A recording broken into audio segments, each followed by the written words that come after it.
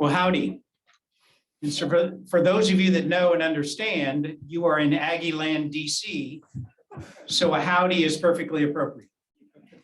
Good morning, I'm Jay Silveria. I'm the Executive Director of the Texas A&M University Bush School of Government and Public Service. Thank you for joining us this morning. We're pleased to work with INSA to host today's conversation. And here we are proud, we're certainly proud to represent the legacy of President Bush here in the Bush School. And the wall, if you didn't notice in the room where we had our coffee, on the wall is a quote from President Bush that we're reminded every day that public service is a noble calling. President Bush referred to the Bush School as his little school. It's something that we wear proudly. With our programs in national security and intelligence studies that are here in Washington, DC and in College Station, Texas, we are part of the future of the intelligence community. So the experiences today with private and public partners taking on the toughest challenges are invaluable to our students and invaluable to our conversations with them in their development to be leaders in the intelligence community. INSA has put together a truly exceptional lineup of industry and government leaders for you today. And so I think we need to let them get to it. So join me in welcoming INSA President Suzanne Wilson-Heckenberg to the stage to kick off the program. Thank you. Thank you, General Silveria, and good morning, everyone. And thank you for your Texas hospitality here today. It is so good to see everyone here in person. Before we get started, I want to take a moment and thank the Bush School and their DC team for their outstanding hospitality. I would also like to acknowledge our supporting partners, NSI and ClearanceJobs.com. And finally, thank you to Gordon Ventures, SAIC, Peraton, SIM Software, and TRSS for your sponsorship today. Please join me in a round of applause for our sponsors. As a reminder, today's program is on the record. We do have press in the room, and this session is being recorded. As this packed room indicates, security clearance reform remains critically important for both government and industry. Without an effective and efficient clearance process, we cannot hire the top talent needed to support the government's missions. Significant progress has been made in recent years, and more milestones are expected in 2022. We do have an all-star lineup today to discuss these issues, and we are especially pleased to have Senator Warner here with us today. Senator, thank you for your service, your leadership, your long-standing support of INSA and of the cleared workforce. Now it is my privilege to introduce Mara Motherway, Senior Vice President, Government and Customer Relations at Peraton, and she will introduce our moderator. Over to you.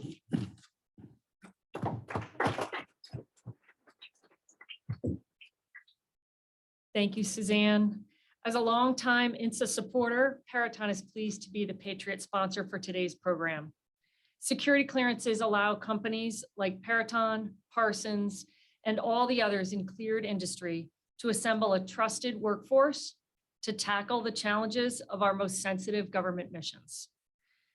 There is no doubt this is a critical enabler for all of us. Right now, we are at a pivotal time where technological advances can propel the security clearance process to a new level.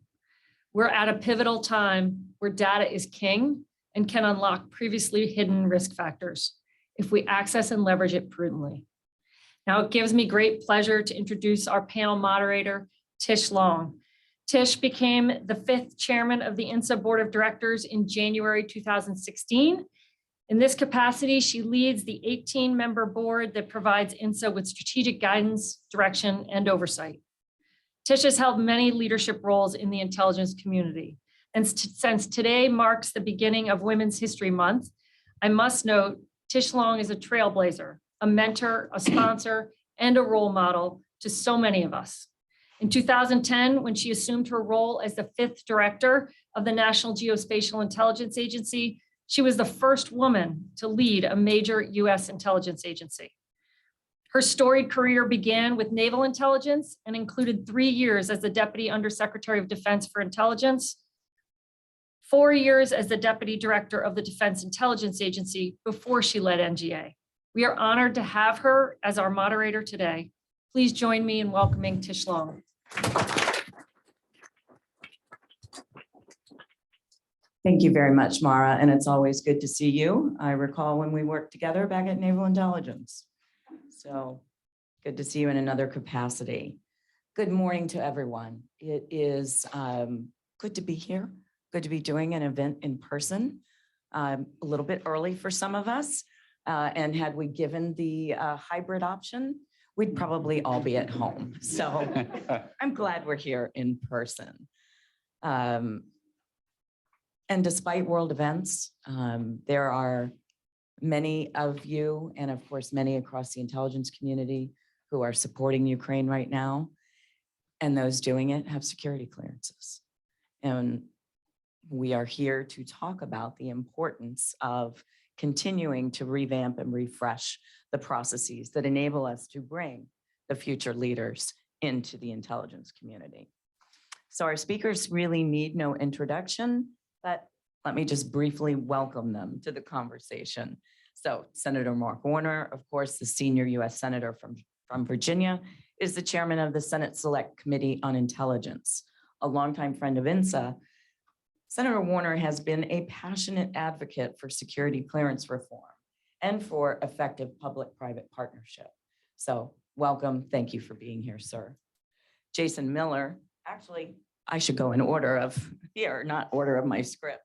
Carey Smith is the president, CEO, and chairwoman of the board of Parsons Corporation.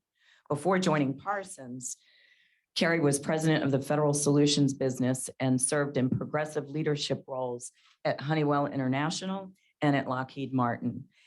And full disclosure, I am on the board of directors of Parsons Corporation. So good to have you here, Carey. Next up, Jason Miller is the Deputy Director for Management at the Office of Management and Budget, where he serves as the federal government's Chief Operating Officer. I'd like to talk to you about that job afterwards, Jason. That's pretty cool. He also serves as the chair of the Security Clearance, Suitability, and Credentialing Performance Accountability Council, or the PAC. And the PAC oversees security clearance and suitability processes across the entire federal government. So looking forward to what you have to say here this morning, Jason. And certainly last and never least is Stu Shea, President, CEO, and Chairman of the Board of Peraton, one of our sponsors here this morning. Stu previously served as President and COO of Leidos, and before Leidos' creation, he served as SAIC and the COO, served at SAIC as the COO and as the President of SAIC's ISR group. So welcome to all four of you. Thank you for being here. As you can see, a representative from the legislative branch, one from the executive branch, and two from industry. We really wanted to have this conversation from all aspects. So what I'm going to start with is a general question for each of you to hopefully tailored to your areas of focus, and it'll give you a chance to give a little bit of an overview and an introduction. And of course, I'm going to start from the senior senator from Virginia. So Senator Warner, you and I have had many conversations about security clearance reform over the years. And I know it's high on your agenda. So how do you see the successes to date? Because we certainly have made some progress since we first started talking about this. But more importantly, what needs to be prioritized going forward? And what's Congress going to focus on? What are you going to focus on as chairman of the SSCI?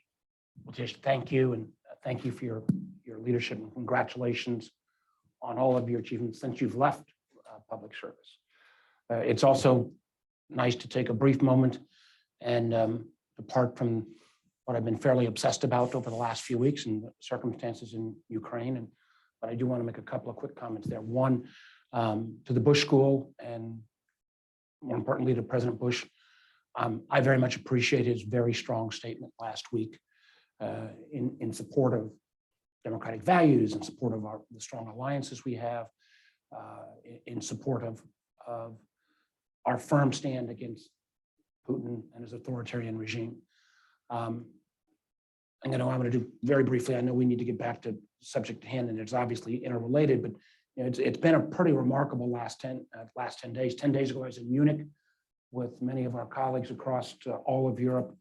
And while they believed that our American intelligence, and let me again give a huge shout out to the American intelligence, I've never seen it as more spot on than it's been over the last number of weeks, predicting virtually to the day of what Putin was going to do, and the fact that they got way outside their comfort zone, leaning in, sharing information in the most real time, which really I think has caught Putin and others off guard.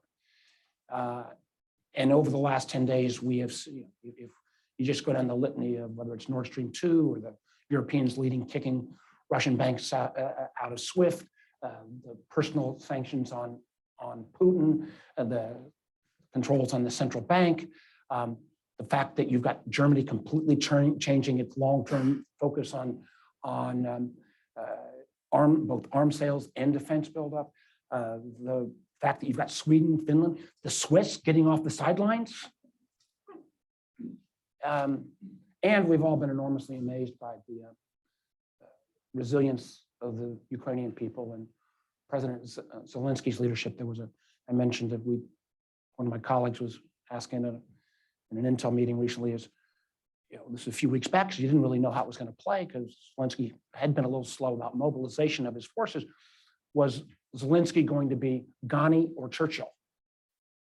And clearly he's playing that role in Churchill. Now, it is going to be, we've seen the images overnight, and the Russian forces are still huge. I'm still very concerned about the fact that we've not seen the level of cyber attack both against Ukraine and candidly against the West that could happen. But we have to make one thing clear, that we cannot allow Putin and his authoritarian tactics to be successful.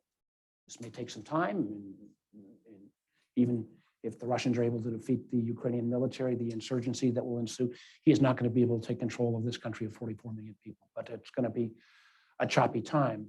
And it does bring, Tish, as you mentioned, security clearance is a national security issue. And we have made some progress. Let me also say, when I first started getting educated on the issue 5 or 6 years ago, do a lot to particularly our contractor community in Northern Virginia, I thought I was taking on a single issue, which might take me a year or two to get through. I didn't know it was going to be a career goal. And I do want to give a shout out to John Rosenwasser here in the third row. John is on the Intel staff. He knows more about Intel than he'll forget more about Intel than I know, but he's been my lead guy on this and working with the community. And we haven't made progress. We've gone from the backlog at 750,000 folks down to 175,000. We've gone from adjudication numbers that were north of 200,000. We needed to get it down to that steady state of around 75,000. The whole notion of trusted workforce 2.0, 2.0. I wish it had been a presidential decree, but it is at the cabinet level, and it actually did get signed this time, as opposed to the last administration where it sat on the former president's desk for a long time. We have moved that process of continuous improvement rather than this periodic checks.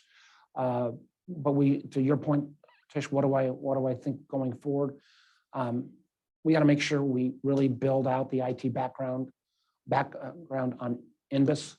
And DOD's got the role right now, although Jason's going to play an incredibly important role going forward. We've got to build out that IT background. We've got to deal with something particularly the contractor community needs in terms of, and we may have to put this in legislation rather than simply nudging, and that is to make sure that if the government does have derogatory or important information on somebody going through the process, they can share that with the private sector community. We still got a long way to go on reciprocity. And as you know, Tish, our friends in the Intel community are still probably the slowest to accept clearances from other parts of the community. We've got some, frankly, nuts and bolts kind of issues just in terms of increasing the number of folks that can perform polygraphs. That's kind of a low bar, but just we need more people going through that pipeline on polygraphs. And the thing I would implore all of you here, particularly those in the private sectors, I need some more allies. This is not a partisan issue, but it gets pretty dense pretty quickly. And I think we've been able to bring along the Intel community in a bipartisan way, but to say it's a passion of a lot of members would be an overstatement, even for a politician. So we've got some work to do there. And candidly, I'm extraordinarily impressed with Bill Burns at CIA, but boy, oh boy, CIA still got way too far to go.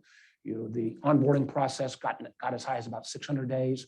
We need to bring it down. I think he's got a goal to bring it even under 100 days. And that's really important, because if we're going to recruit the best and brightest, whether directly into the Intel community or into the contractor community, this has got to be an easier and more seamless process. So I appreciate INSA. Again, I think about we did one of these out in Northern Virginia with INSA a couple years back.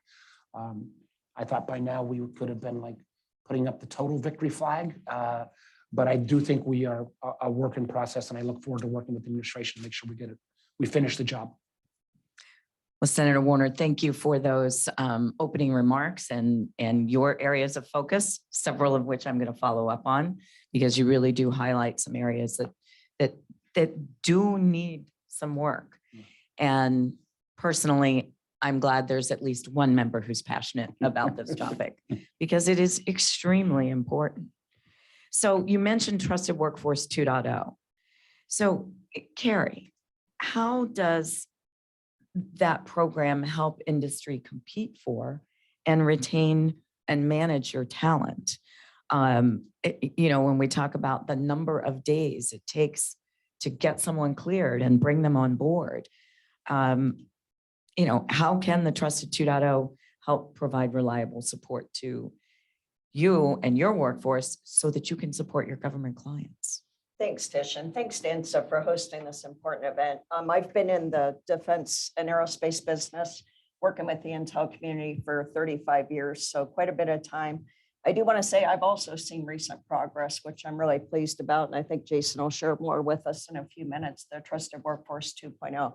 We have gotten the backlog down, as Senator Warner mentioned, over the last couple of years, but we still have a ways to go. From an industry perspective, we have two challenges.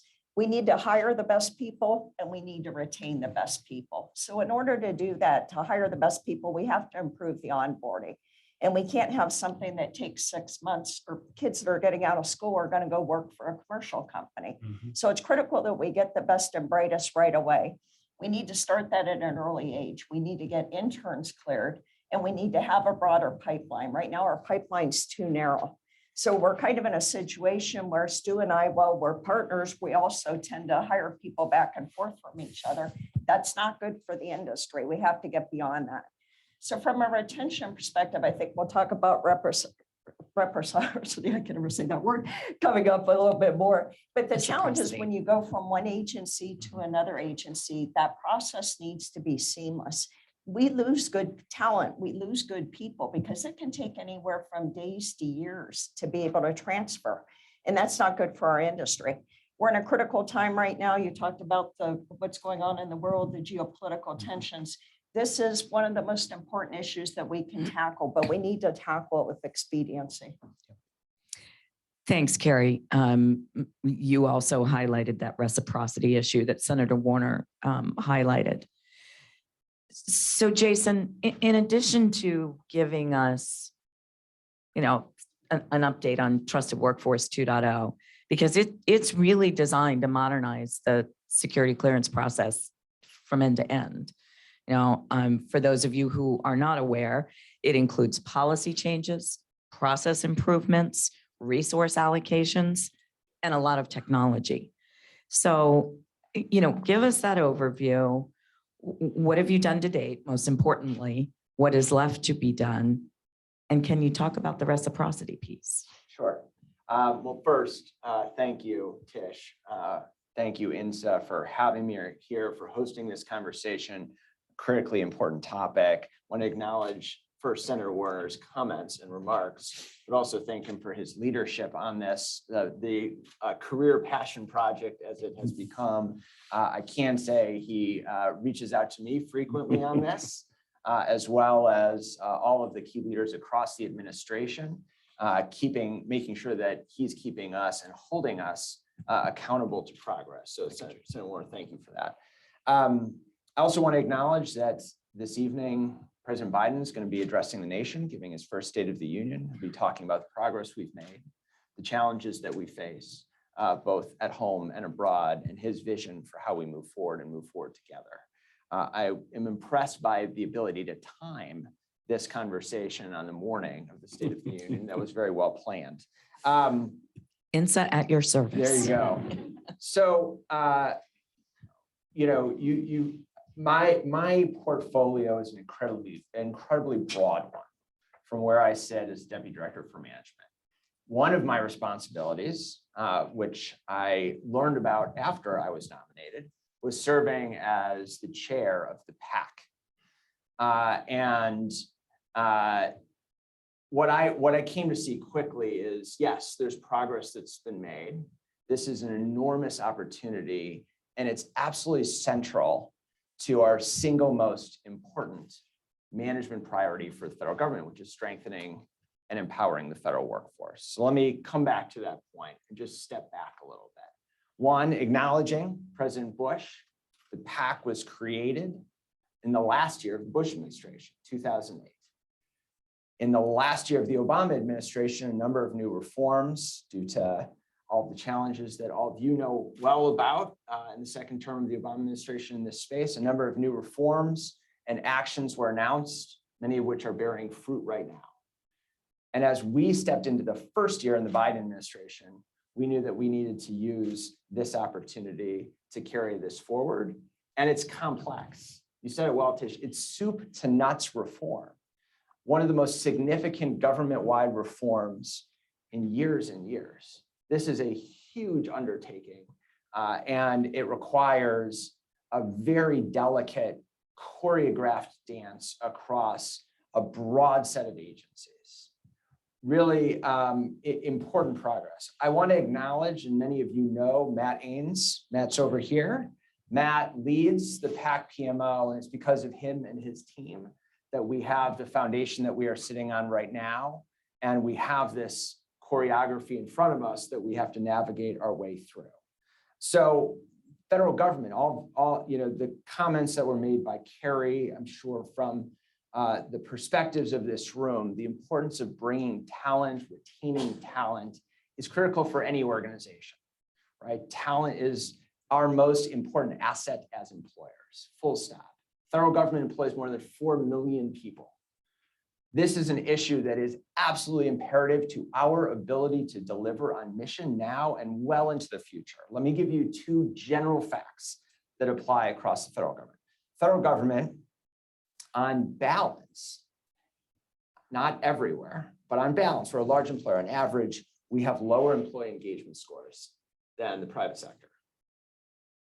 On balance, federal government has a much older workforce than the private sector. Less than 30%, for example, or less than 8% of the federal civilian workforce is under the age of 30. When you think about that and all the skill needs that we have, tech-related, cyber-related, intelligence-relaed skill needs that are hard to hire for, very hard to train for, we have to get this right. It is an existential threat to well-functioning of the federal government, our ability to deliver on mission. That is why this is important. That is why this is central to this administration. That is why we are driving on it. Others talked about the progress that we've made, but that progress is relying on our old way of operating.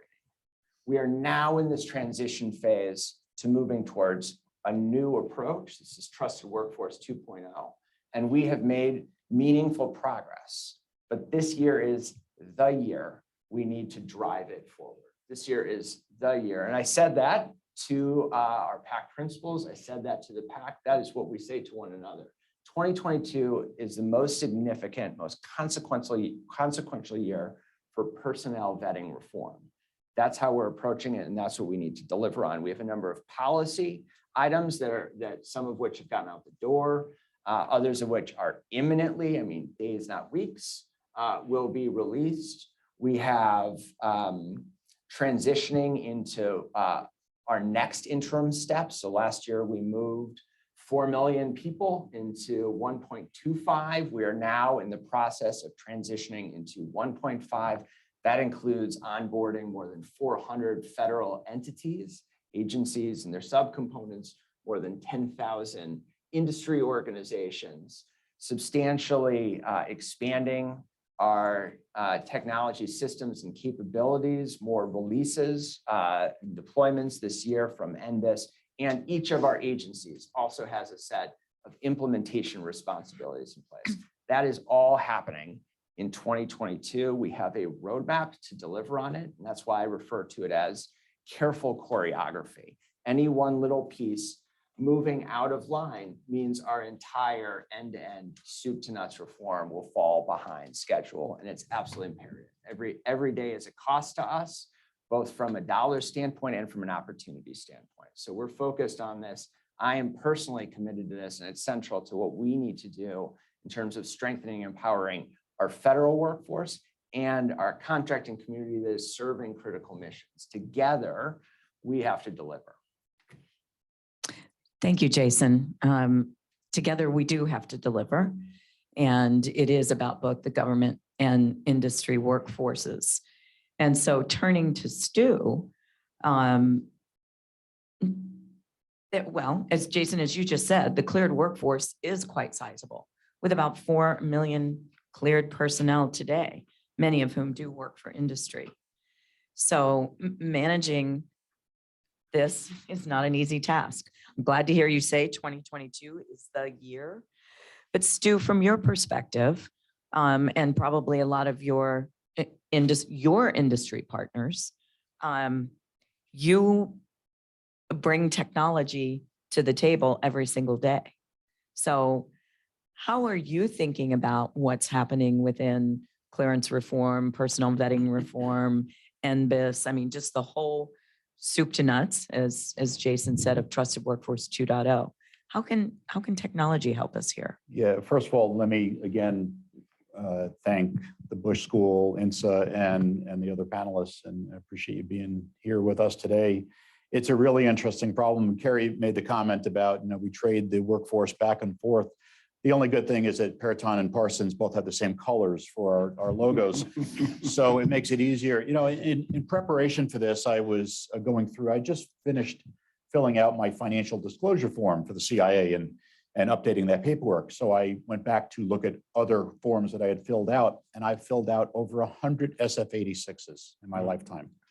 I have almost 3 linear feet of documents that I filled out over my lifetime, including many of them over the last few years with the exact same information. So the reality is that this really should and could be a technology problem. It's a technology solution to something that we all know.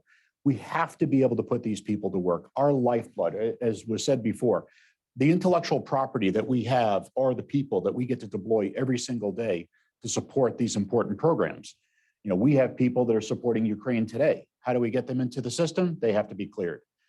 That process takes an inordinate amount of time. We all know it, right? I remember when I first got cleared, I waited an excruciatingly long 4 months to get cleared.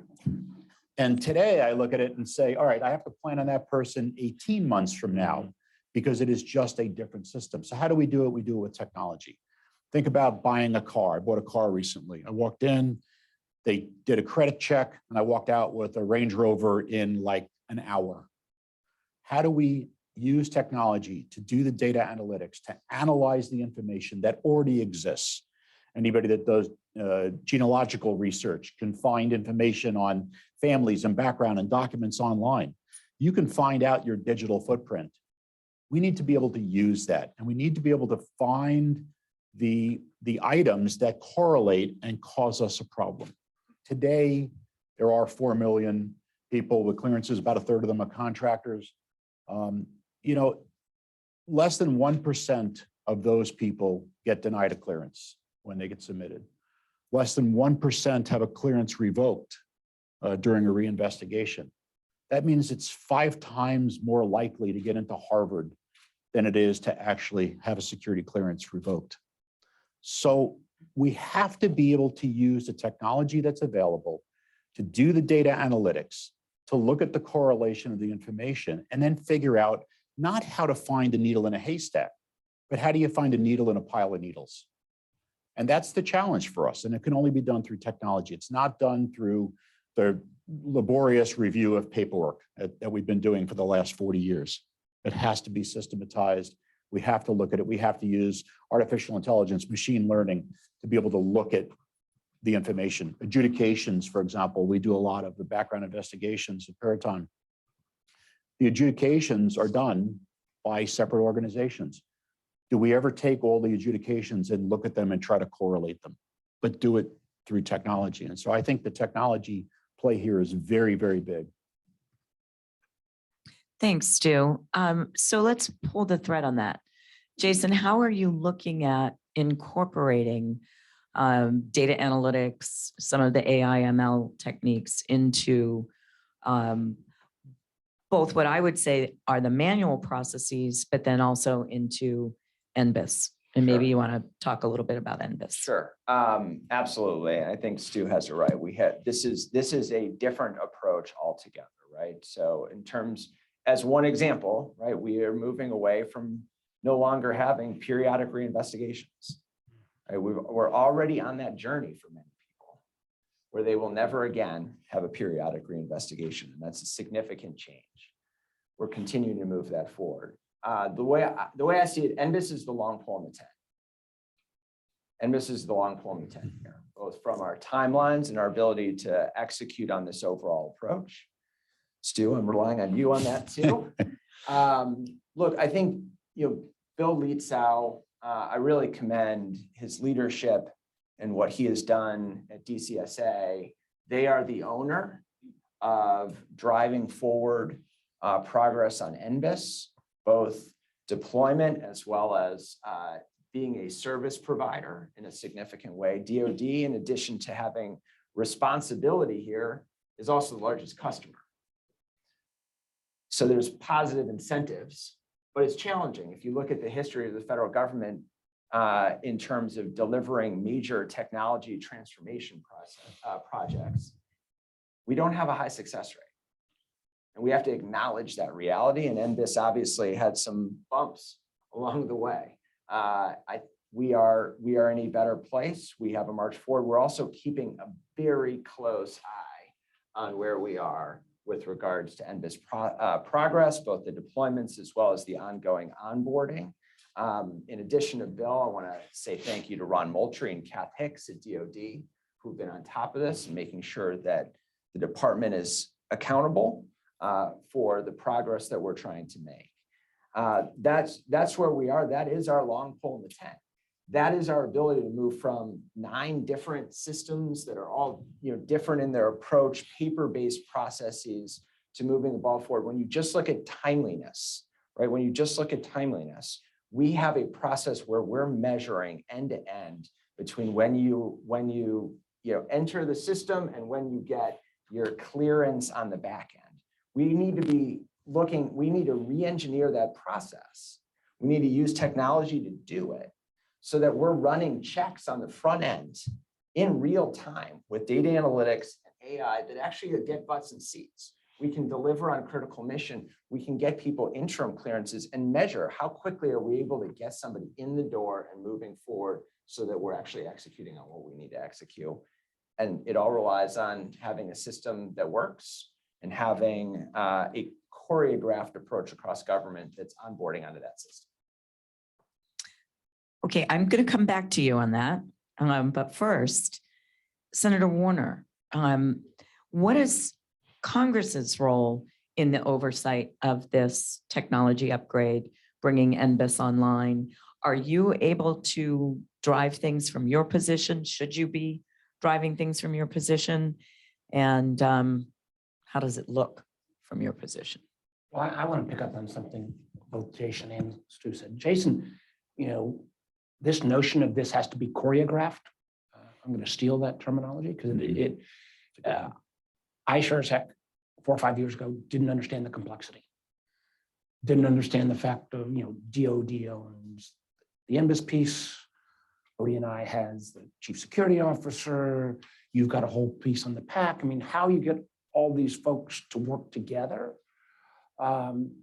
is really, really hard.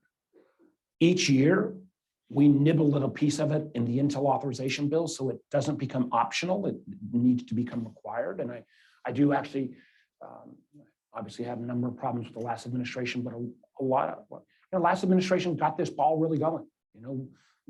They took the backlog from that 750 number down dramatically.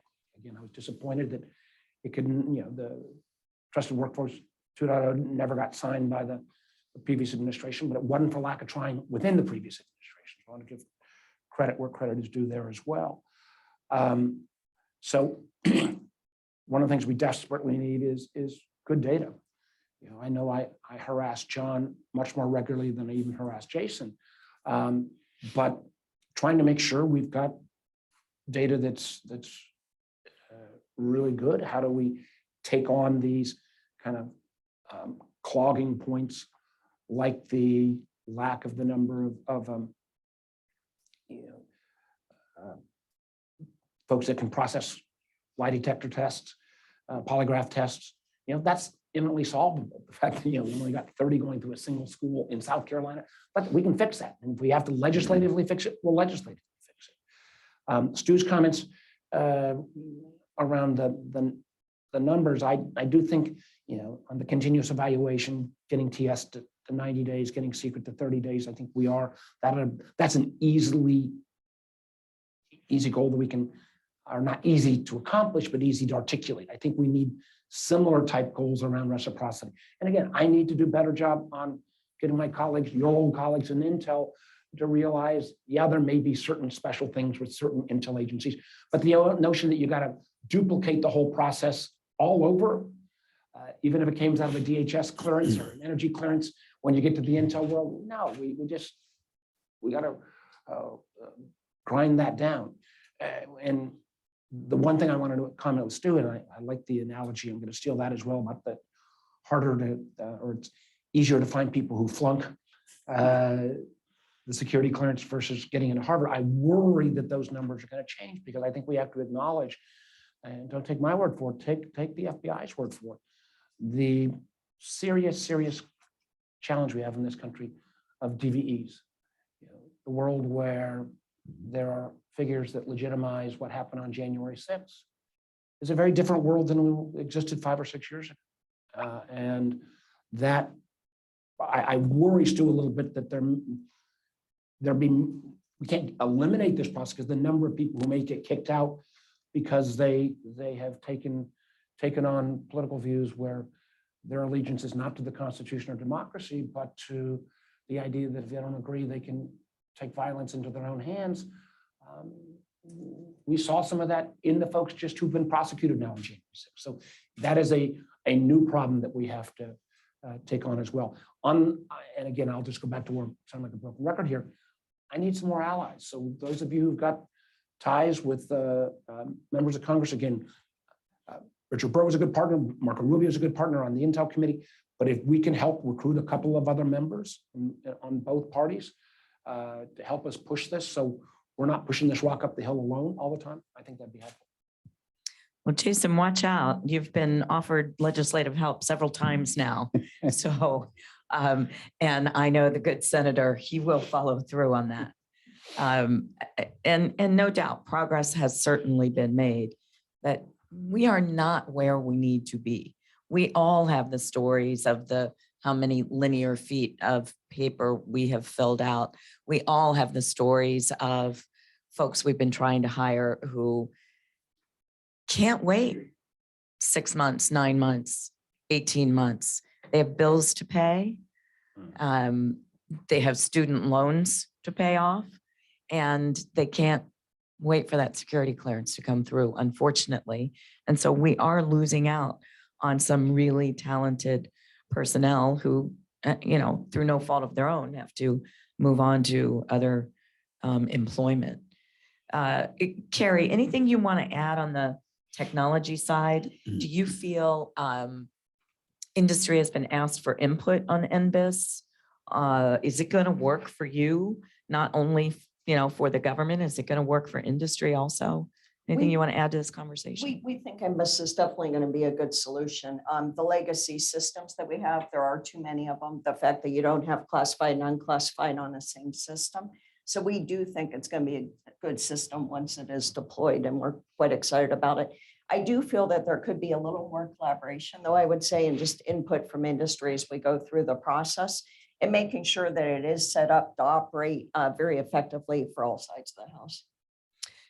And so I would just offer, Jason, if pre-pandemic, INSA and CSIS hosted a number of industry roundtables with OMB, with OD&I, John, and I do commend both John and Matt, were very much active partners in that. So if we can help there in that Great, thank you. for that. public-private partnership, we're happy to do that. But staying on the 2.0, Trusted Workforce 2.0, it is really supposed to make it easier for personnel to move between agencies, both government and industry. So reciprocity, as we have heard both Senator Warner and Carey mention. So Carey, how does it work right now? Not very effectively. I would say, and there's reasons for that. I think, D&I set up basically what reciprocity should be and how it should work. But I think each of the agencies take it into their own hands. And so when you go agency by agency, there's different roles. There's also a lack of information sharing across the agency, which hurts. And we have seen, I'd say on average, we probably run about 30 to 60 days for reciprocity, but we've gone as high as 1.5 to 2 years. And it's really unfortunate. I'm sorry, 1.5 to 2 years to transfer a person That's correct. who has a clearance, has been vetted, working from at one agency to another agency. That's correct. And Carey, in the case, the stat that I always used to use was that even within DHS, so within the same cabinet official, over 100 days to go from one DHS contract to another. And I think about it, and I think about it from our competitors' perspective. I don't think our near peer threats are waiting 1.5 to 2 years. And that's the most scary thing. So we do need to make sure that this is efficient. I think it really takes some additional PAC direction and support and oversight at the agency level that says, follow the guidance that are there. Where you need clarification in the guidance, let's provide the clarification in the guidance. But every agency, it should not be up to their authority to interpret the guidance. Jason, anything you'd like to add? No, I think Carey said it well, right? We have two different problems. Problem one, the guidance problem is a policy issue, right? Who is the decider on policy? What are the guidelines that agencies are following? And one of the challenges we've had is about, there's a set of expectations under the previous policy, but those only apply to about half of the people. So you had half of the people that sat outside of that existing policy structure. And that led to agency by agency determinations on how to move the ball forward, where you end up with these ridiculously long timelines that are just unacceptable for all the reasons that we know. We are changing the policy so it incorporates everybody. You can't have somebody that sits outside of that approach. And then our systems need to be set up in a way, again, moving from 9 to 1, that it actually enables the transfer of information, seamless and smooth approach. Now, I will acknowledge that certain agencies may be more reluctant than others on this approach, and that does require pressure from multiple fronts, right? Not just inside the administration, but from outside the administration as well. Sounds like that was an invitation, Senator Warner. Gosh, if we could just bring Sue Gordon back. I think Jason, we've been biting off pieces of this each year in the Intel bill. Of course, we've still got to get last year's Intel bill attached to the omnibus. And we were going to take ratchet it up in next year's bill. We also, I think on the the policy related question, I think it's probably going to have to be legislated to actually start having the government share back to the private sector. If you do have something derogatory, you know, so that you don't waste enormous amounts of time, energy, and money on somebody that's going to fall under that 1% still. So, and I get that it raises issues of privacy and other things. We have to do this thoughtfully, and I would welcome input on how we do that. But I think that's probably going to have to be done, something that's done on a legislative rather than policy based. We also have to acknowledge, particularly when we get to the kind of core intel agencies.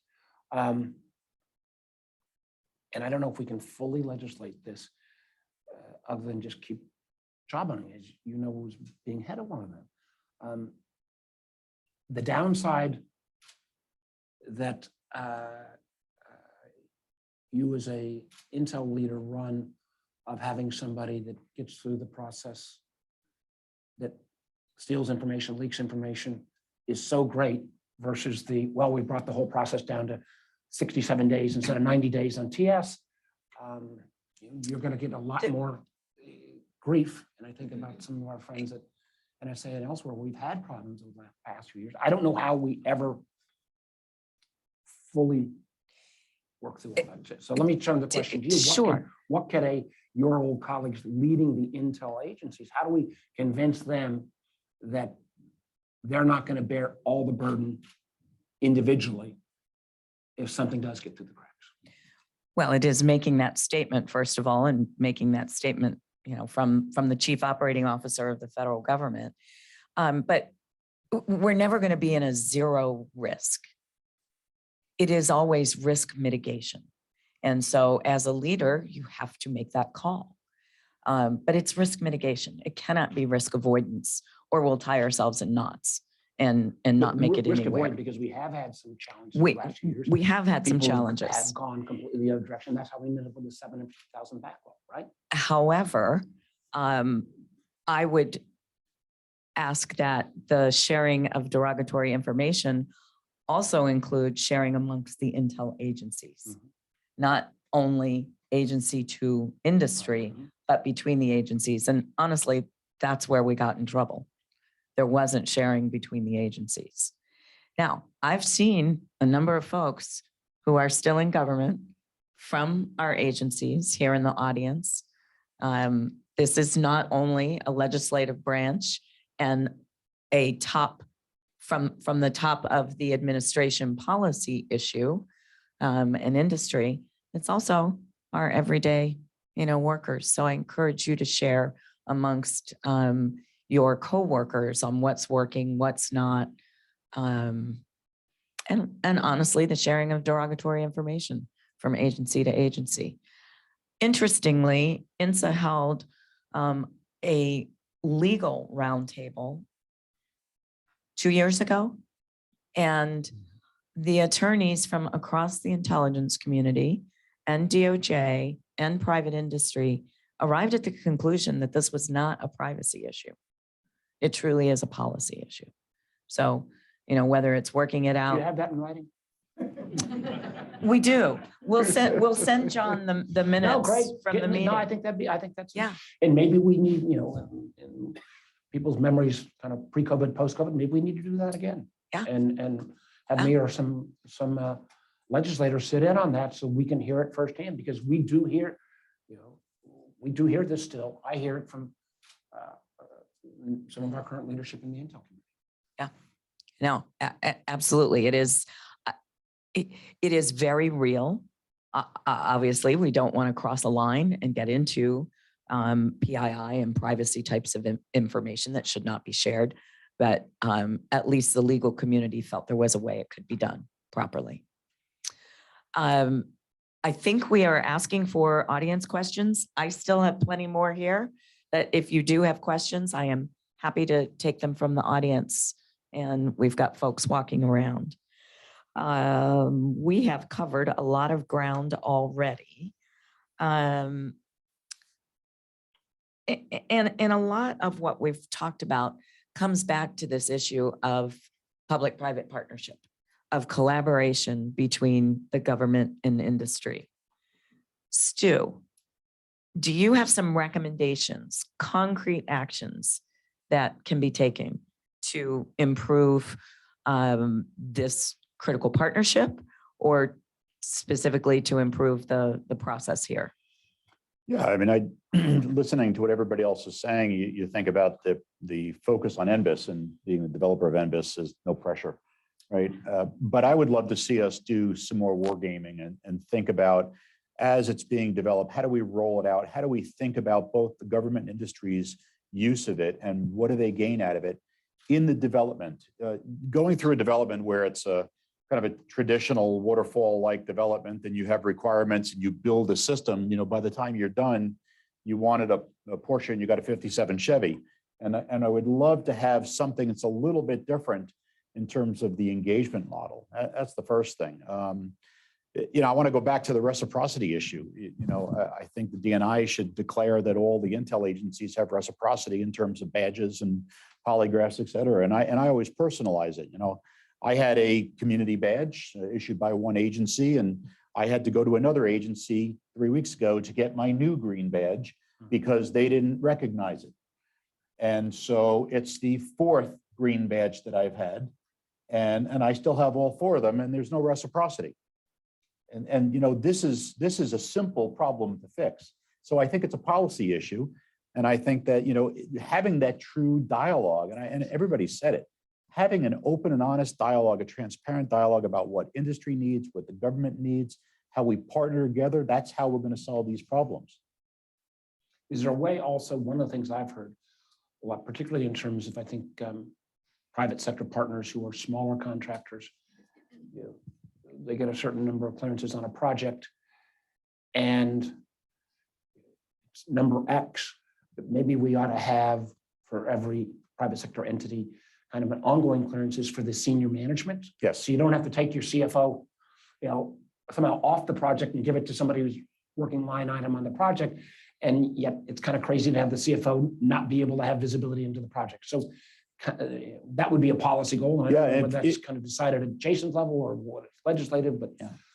If you go back long enough ago, I think the first USDI, Stephen Cambone, had issued a directive that because of the sensitivity of programs, anybody in a corporation had to clear senior management so that they knew what was going on inside of their organizations. I don't know where that policy sits today, but that was a policy issued by the USDI. I think that's a great idea, Senator. I would also suggest that we broaden the number of clearances so that we start clearing people that are interns, so that we can attract the younger people to come into our industry to support national security and catch them at a time in their career where they're motivated. But that's also a big challenge. Well, I'll just say this. I remember when I first got hired for this job, my predecessor, who was a great senator, I hope at some point in my career to be compared to him, John Warner, said, Mark, I've been working on this stuff about getting interns cleared. That was 12 years ago. So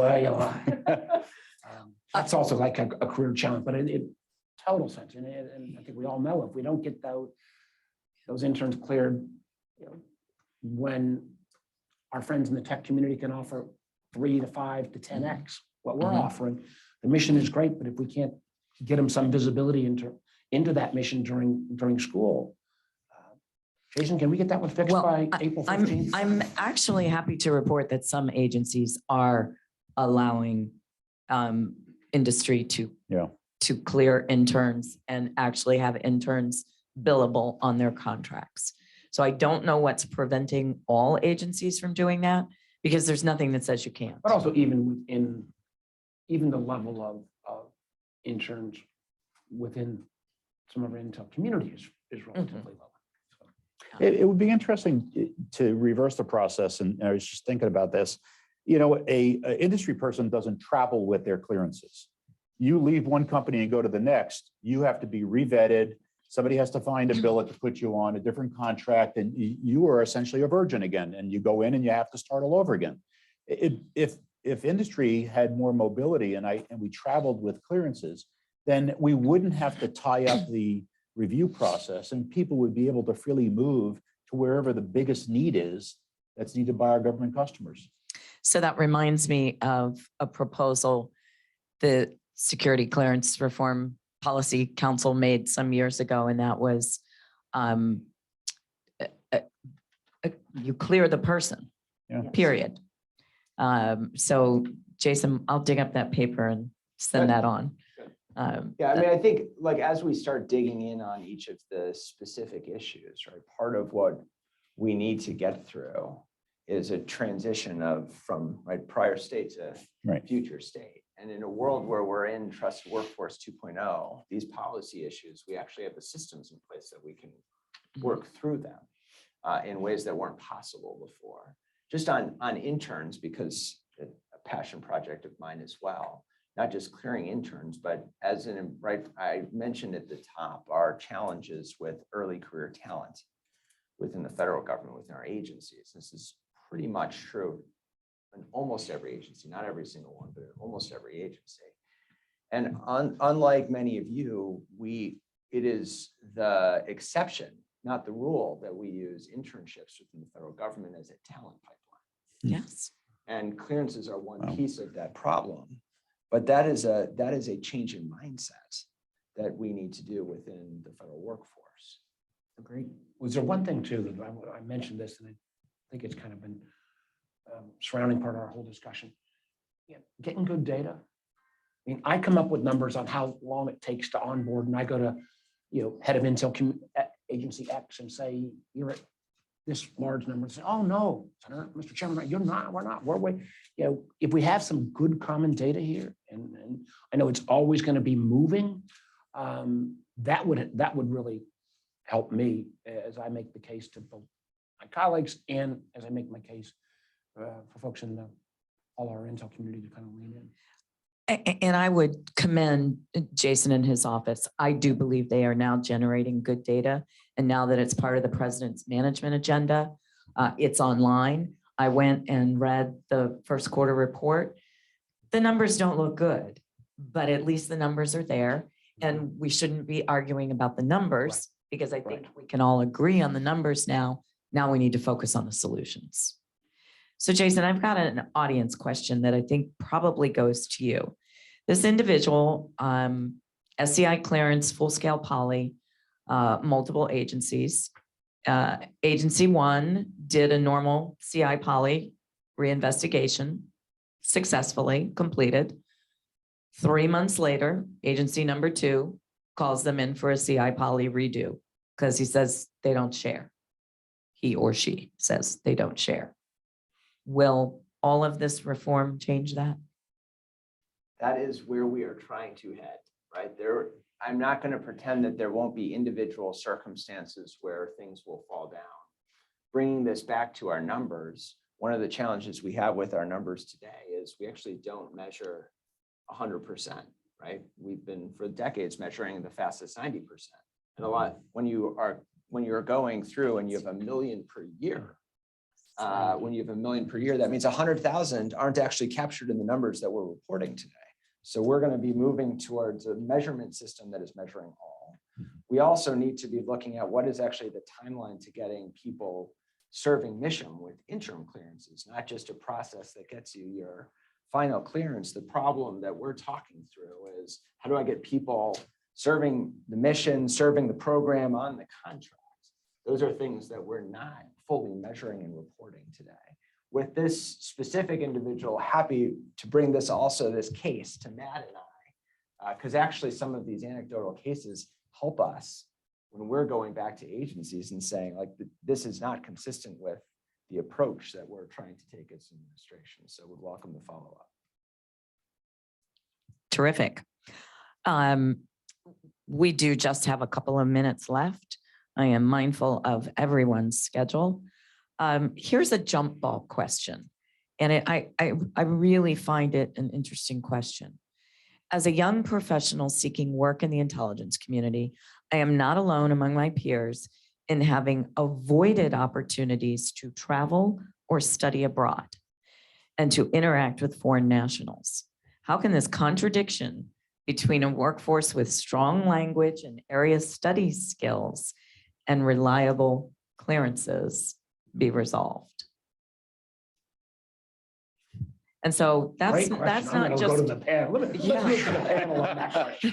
that's not just a positional question. That is really how, I mean, that's, That's a question I need to ask in a public hearing. That's it. It's absolute contradiction. here you go. All right. it is a good great question. It's a wonderful. And I know universities today are actually, as they do their Intel 101 classes, I mean, they actually caution students about traveling abroad, the relationships that they share. But at the same time, that's what the intelligence community needs.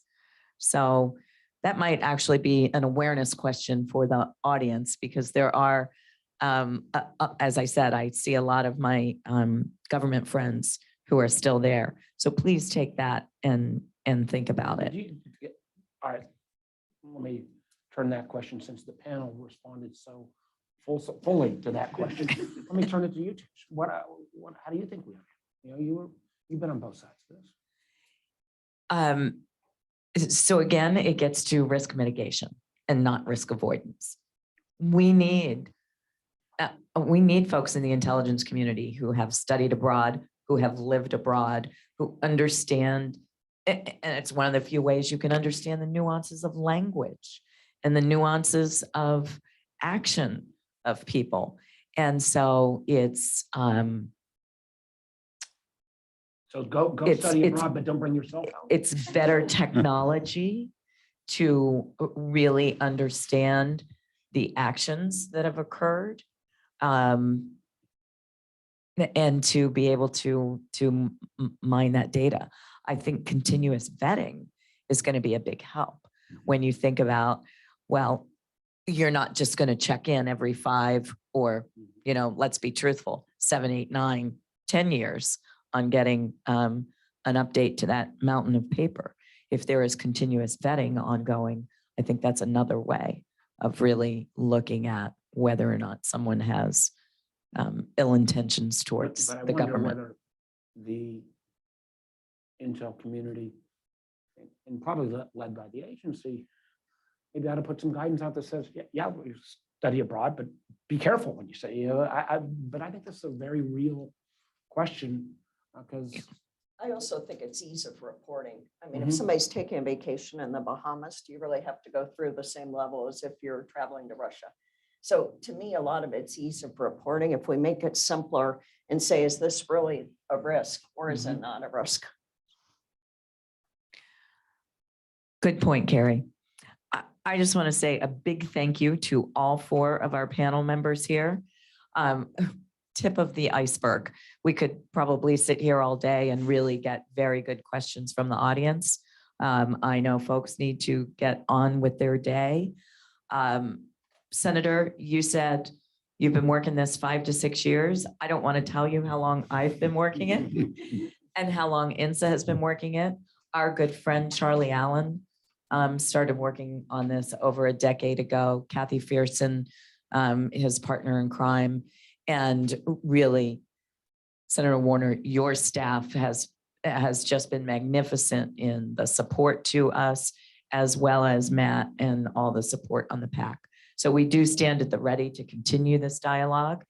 And I think now, I do want to just give I think Jason, he's got a background in management expertise in this area.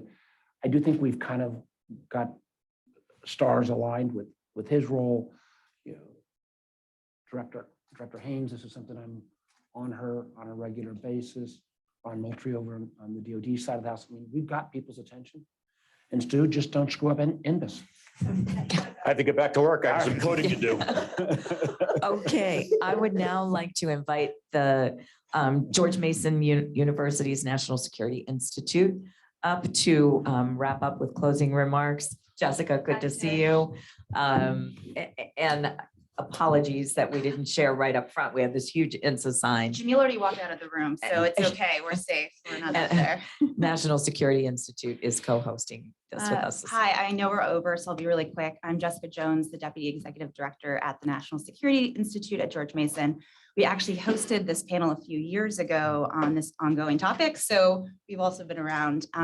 Thank you today to the organizations that hosted INSA and the Bush School for having us here. A final thank you again to today's speakers. Thank you so much for talking about how do you engage and maintain today and tomorrow's talent. And of course, to everyone in the audience, because it is in person and it is early in the morning. So thank you again. And some gifts I hear from INSA. Just a small token to say thank you. That's your payment. This is less than $50, I hope. Your bag full of Well, great job here Thank you. for Aggies. Next time, because it's always better in Virginia. Yeah. Yes, big thank you to the Bush School. Thank you all very much. Thank you for coming.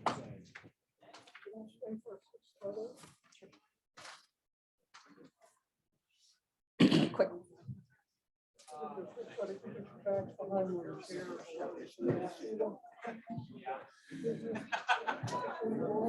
The photo op part's of the job, I know. Yeah.